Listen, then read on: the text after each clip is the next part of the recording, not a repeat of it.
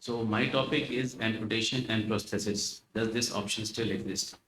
And to answer this question, first we have to answer another question. Was it ever an option for a brachial plexus patient? And the answer would be both in affirmative and negative. Affirmative because there was always a subgroup of patient who, because of poor function, plain limb, which would actually hamper with their movement, would voluntarily go for an amputation, or sometimes because of the neuropathic pain. But the prosthetic fitment would or would not be done in those patients, and there will always be a non-active prosthetic limb. Now the prosthetic limb have come a long way. There is a sea change in the technology, and we have come from the plastic structure to now advanced bionic hand, which can do a lot of complex activity. And if we compare the hand function, there are 23 degrees of freedom of movement, and the recent latest advance in the bionic hand actually replicates almost 19 of them. Of course, with the drawback that the sensory input is not there. And if you see this video, these are the amount of complex activity that the recent advancement of bionic hand can do. But all these advancement of the bionic hand is applicable only to a traumatically amputated hand. And therefore, when we come back to our original question, whether the amputation and prosthesis in context of a brachial plexopathy, does this option exist? The answer would be no, because there is no myoelectric signal on the basis of which this bionic hand would be functioning. So there is an interface, by a myoelectric interface on which this bionic hands do work on. So we have already listened to our previous speakers, which have given what is the best that can be achieved with various reconstruction. That is our experience as well. So these are the few patients where the reconstruction was done using the various techniques. So in this patient, this was the C7 ipsilateral nerve root was used to neuralize the lower trunk. And you can see the hook grip of the patient, but at the same time, you can also notice that he's using the opposite limb in order to extend the finger to achieve that function. Another patient, this is a free functioning muscle transfer, which was done for the restoration of hand function. And a good amount of grip strength can be seen in this patient. He can actually lift a weight of around 2.5 kg. But again, he has to extend his limb, use the other limb to place that object into that limb, and then use it. So basically, it will be called a successful outcome in terms of clinical results, but probably not for functional aspects. Another patient, the Ganga protocol, where the biceps is elongated with the help of fascial lata to give power to the FDP muscle. This is a grip strength that can be achieved. But again, no activity can be done independently. They have to use the other limb. Another patient where double free functioning muscle transfer was done, one for the restoration of elbow and the other for the finger. And this one is the patient where contractor C7 was used to neuritize the to lower trunk, and this is the finger flexion that we achieve.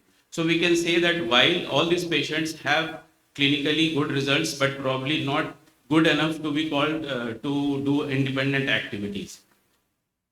And when we say independent activity, we are because in Indian setup there are a lot of patients who will be having help where they can be helped with a lot of activities which require bimanual use of hand. And this is not an exhaustive list, but these are the activities where you will actually use both the hands to do these functions. And if a patient has to live an independent life, probably it will be difficult for him.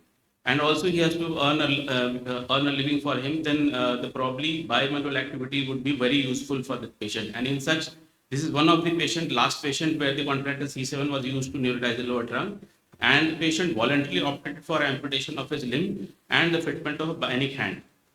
And these are the activities which could be performed with that bionic hand, which probably would not be possible with the result that he had got.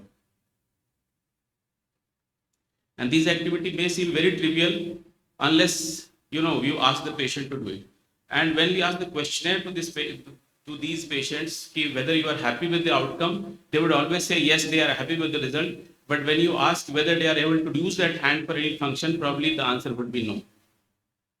So our take-home message would be that while the importance of reconstruction should not be underestimated, for a fitment of myoelectric hand, a myoelectric hand prosthetic fitment can provide useful function to a poorly recovered hand and is sometimes unrecovered frail limb. You can still do some, provide some myoelectric signals by doing free function muscle transfer, and bionic hand fitment can probably give them better function than otherwise frail limb.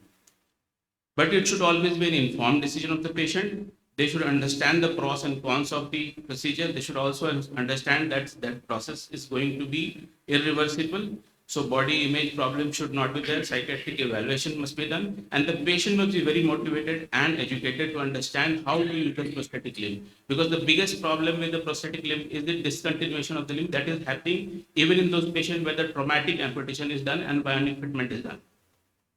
And I leave you with this visual of this patient who was fitted with this prosthetic limb 7 years back. And I always make it a point that before coming to conference, I talk to him and talk about his experience with the prosthetic limb, whether he is using the prosthetic limb in his day-to-day activities or not.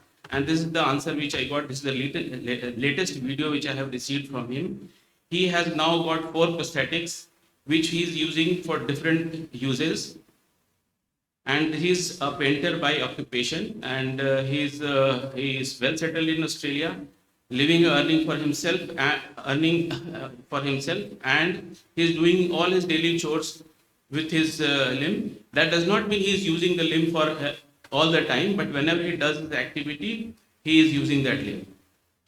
And you can notice the way he is using the dexterity which has come, and that usually comes with practice and training. So with that, I rest my case. Thank you very much.